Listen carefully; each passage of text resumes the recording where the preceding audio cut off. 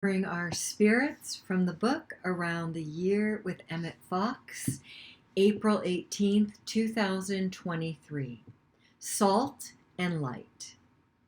Read Matthew 5:13 through 16. In the 5th chapter of Matthew are recorded some of the most powerful pronouncements of Jesus. You are the salt of the earth. You are the light of the world. Matthew 5:13 through 14. It is possible, and in fact only too easy, to accept these vital principles as being true, to love the beauty in them and yet not to put them consistently into practice in one's own life. And this is a perilous attitude, for in that case the salt has lost its savor and is good for nothing but to be cast out and trodden underfoot.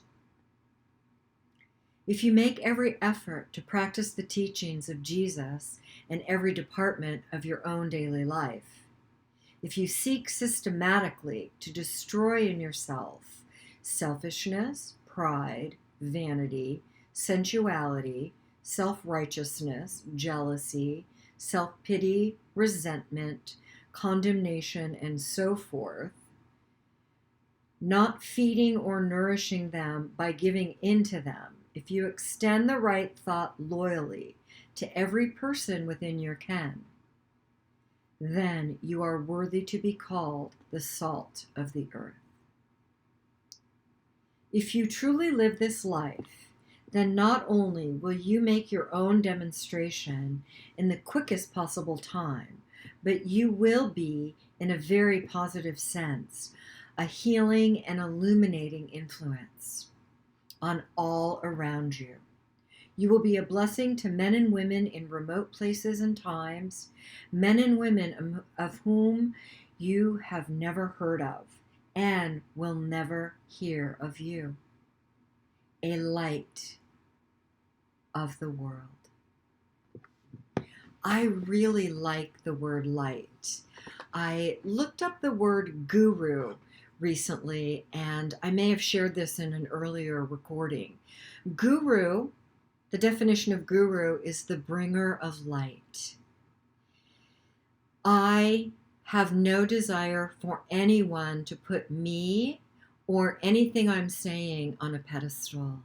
I'm here to share and to encourage you to have your own relationship with spiritual practices and tools and healing psychological ideas that remove the obstacles in the way of you remembering your spirit and remembering the love that you are. Every single person is a guru every time they choose to feed the light within them. We are all gurus when we are feeding the light within us. Join me in feeding the light within you.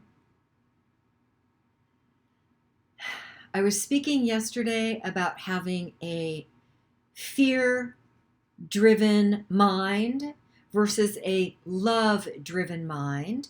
A love-driven mind being in conscious contact with God, and a fear-driven mind being in conscious contact with our egos. Someone years ago shared with me that ego stands for edging God out. I know there are other areas where ego is used and other teachings and really smart, wise people who have used the word ego for other demonstrations. For the purposes of this channel and remembering our spirits and sharing my spiritual practices with you, the word ego stands for edging God out. And if the word God doesn't work for you, use edging good out. We all deserve good.